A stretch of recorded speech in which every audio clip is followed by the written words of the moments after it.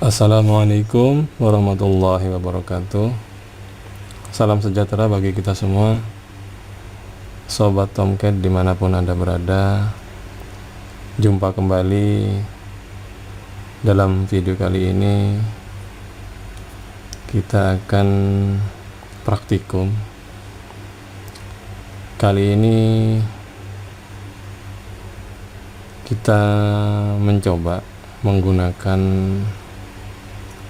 ini Raspberry Pi Pico 2040. Modul ini harganya hampir sama ya dengan Arduino Uno.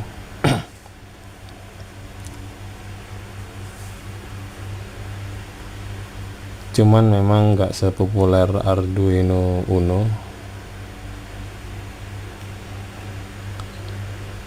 karena bisa jadi karena ini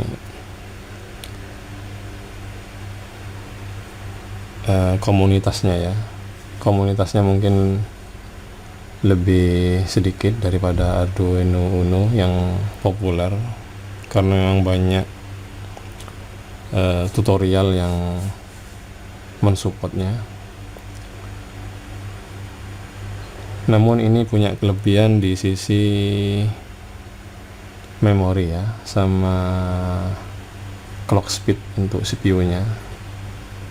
Ini rata-rata sekitar 125 mega. Sedangkan kalau Arduino Uno itu 16 ya. Jadi hampir 10%-nya ya kalau dibandingkan ini. Makanya kami tertarik untuk mencoba ini, karena kita bekerja untuk goalnya nanti di akhir itu adalah grid tie inverter.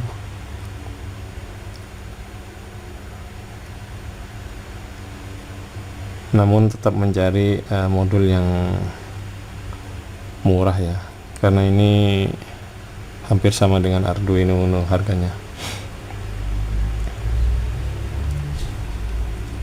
Oke, kita langsung uji coba. Oh ya, ini supply voltage-nya 3,3. Cuman kalau dari pin ini yang nomor 2 dari sini ya, ini inputnya 5 volt, sudah ada regulatornya di sini, menjadi 3,3 untuk nyuplai si IC ini ya, gambar buah Raspberry ini. Oh ya, di dalam ini sudah dikasih program SPWM.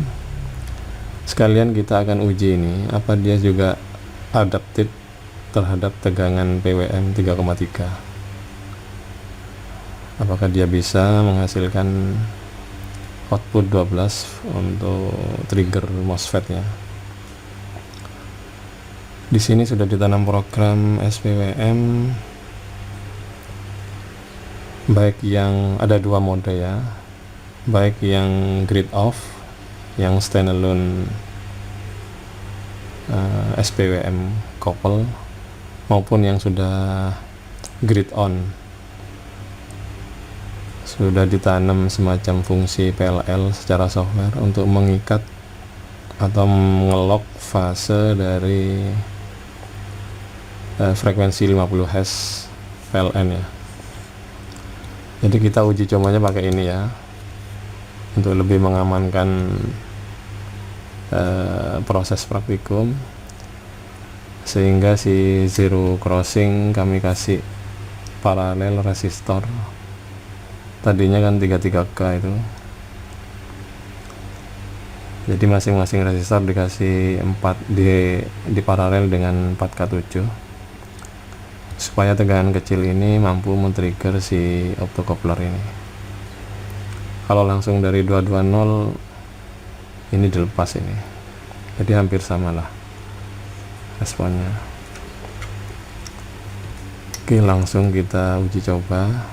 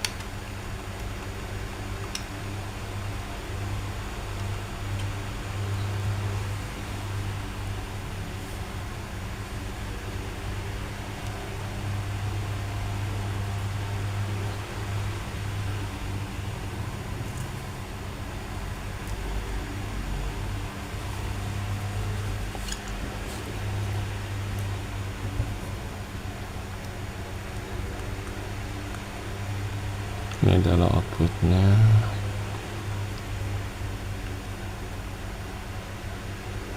Ini apa namanya, jatuh daya dari charger aki ya. Sama seperti praktikum sebelumnya, kami menggunakan charger aki. Ini positif charger aki sekitar 14 volt. Groundnya ini.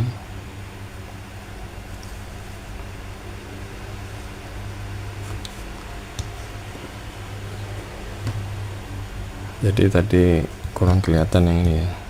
Jadi kita pakai ini untuk lebih menerapkan safety dulu ya, karena ini masih tahapan development. Kami tidak langsung dengan tegangan tinggi, meskipun kami sudah aman dengan optocoupler, karena bisa jadi nanti pada saat praktikum goalnya untuk grid tie inverter kami sinyal AC 12 volt dulu. Setelah jalan oke, baru langsung dengan tegangan tinggi.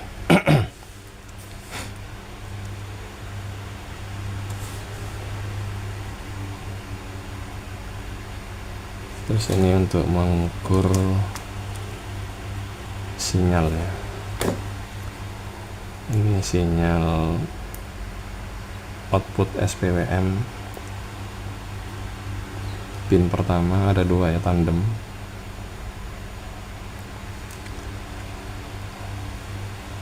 Ini adalah sinyal ini keluaran dari zero crossing.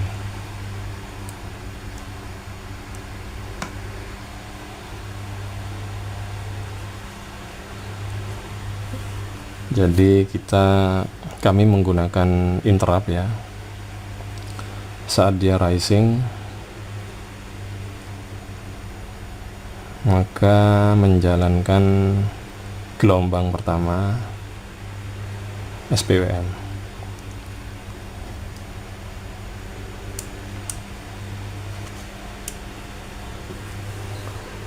Kelihatan ya.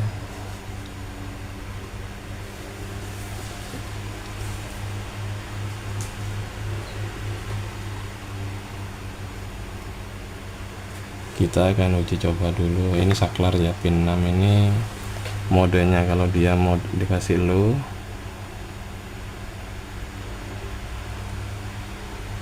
dia berfungsi sebagai grid off atau standalone.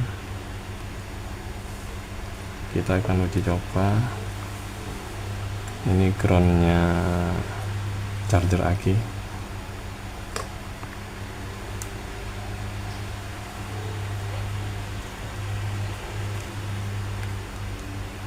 Ini VCC ya.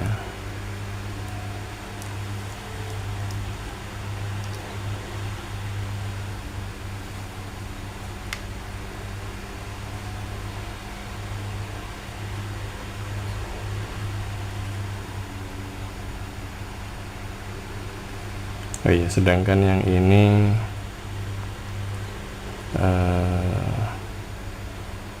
pin enable untuk ini driver MOSFET high voltage ini. Jadi ini tegangan 5 volt.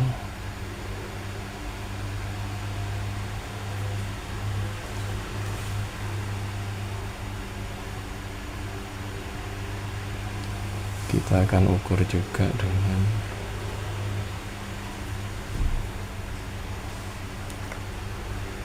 ini ya.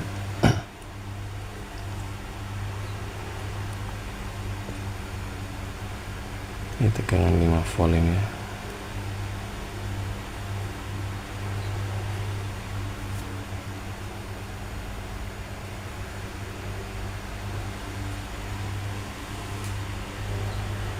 Ini juga 5 volt. Ini sebagai pin enable nya nanti.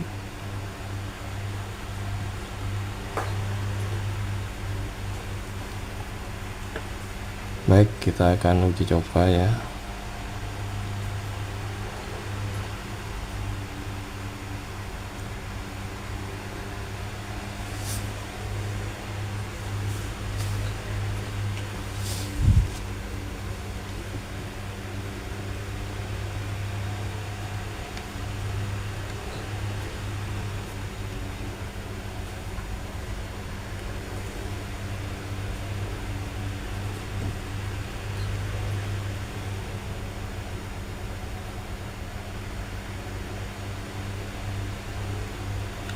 Oke, kita tes dulu.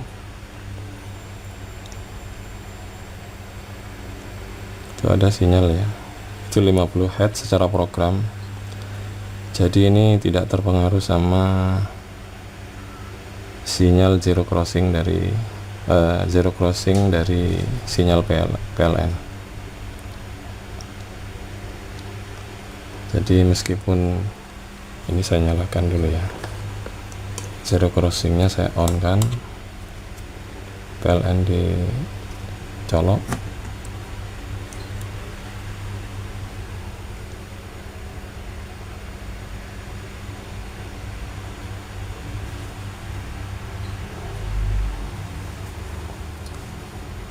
Kita cek ya. Jadi ini sinyal PLN zero crossing, sorry. Ini 50 Hz, sedangkan ini 50 Hz dari software ya. Dia bergerak karena memang tidak ngunci fase, dia jalan sendiri-sendiri meskipun sama-sama 50 Hz. Cuman kalau begini bisa dipastikan dia tidak benar-benar sama frekuensinya. Bisa jadi periode akan selisih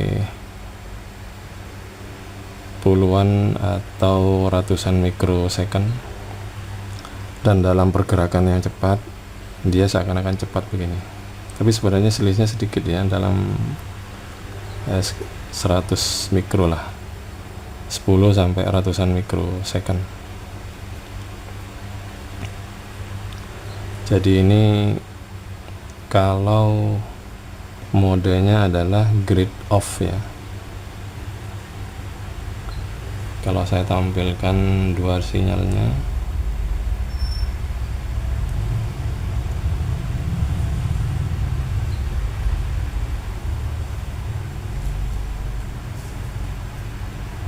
sinyal yang kedua ada di sini.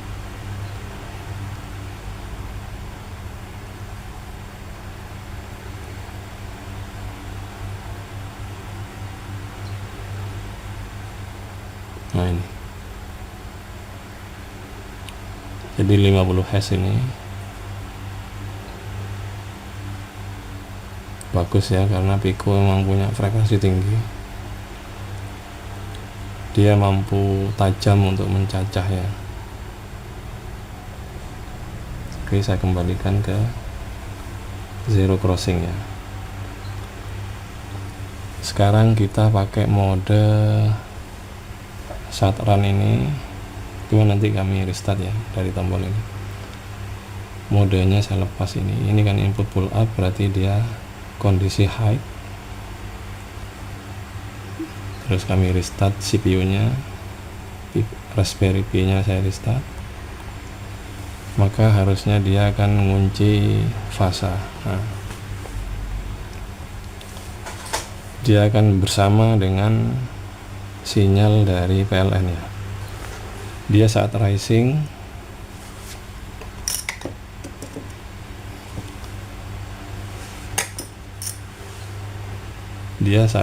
ini plus ada adjustment ya secara software berapa ratus mikrosecond. Dia akan memulai supaya dia titik zero crossingnya yang real, dia tepat menunjuk di situ. Karena kalau menunjuk ke zero crossing yang ini, dia ada selisih karena ada beda waktu, karena si dioda di sini dia butuh tegangan forward 0,7 volt, sekitar 0,7 volt. Jadi untuk menyamakan pada titik yang real, kami adjustment beberapa ratus mikrosecond. Itu ada rumusnya ya. Jadi ya, periode high sama low itu kalau di total sekitar 20 milisecond. Selisihnya dari high sama low itu ada perbedaannya. Nah, dari selisih itu kami olah sehingga ketemu nilai beberapa ratus mikrosecond untuk untuk menyentuh ke titik real si zero crossing ya. Kalau hanya mengandalkan dari ini akan beda fasenya dan itu sangat berbahaya. Itu secara teori ya. Karena kami belum mencapai praktikum yang goalnya itu nanti saat gabung fase itu. Jadi dia akan ngunci ini. Jadi kemanapun dia bergerak, dia akan nempel. Beda sama yang tadi ya, yang grid off. Dia sama-sama 50 Hz lah kira-kira, teman dia tetap jalan sendiri-sendiri. Ini tegangan 5 volt ya, output dari regulator yang enggak transistor itu. Oke, sekarang kita akan ukur, menguji yang ini sekarang ya, yang warna biru. Saya colok ke outputnya DIY driver MOSFET ini. Nah, jadi dia masih 0. Kita kasih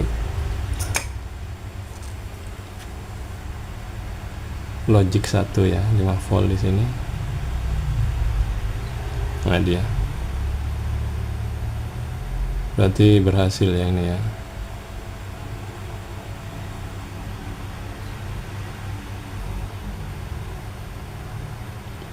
Ini di setengah gelombang yang kedua ini.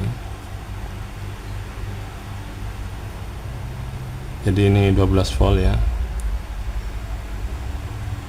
SPWM 12 volt keluaran dari ini driver DIY driver MOSFET high voltage.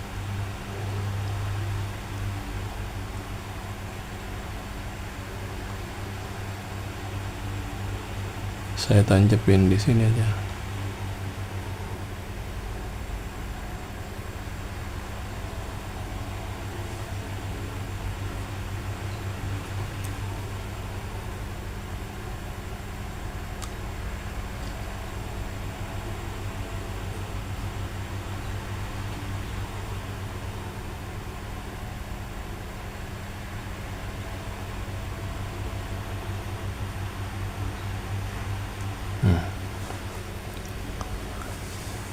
Jadi dia bergerak pada setengah gelombang pasangannya ini untuk men-trigger sini. Jadi ini bisa dikatakan berhasil, bisa mengakomodasi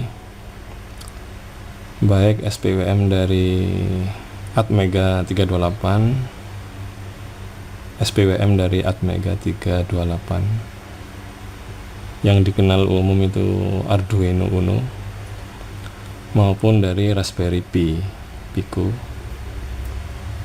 yang outputnya 3,3 volt. Jadi ini lumayan ya, bisa dipraktekkan untuk beberapa jenis microcontroller. Bisa jadi ke depan kami akan mencoba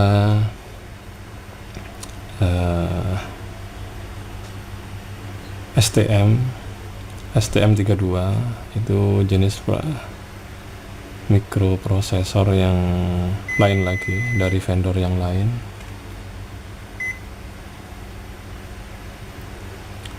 Terus ESP32 yang sudah include kamera, karena selain inverter kami juga punya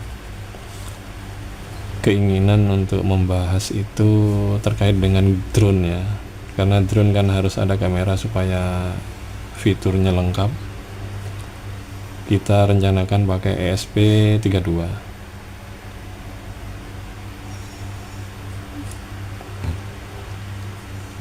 Oh ya, sedikit informasi tentang Raspberry Pi Pico ini. Dia punya kelebihan lain, yakni dia dual core ya. Software yang sudah nancap di sini, sudah dipasang di sini, dia masih jalan satu core utama, core 0.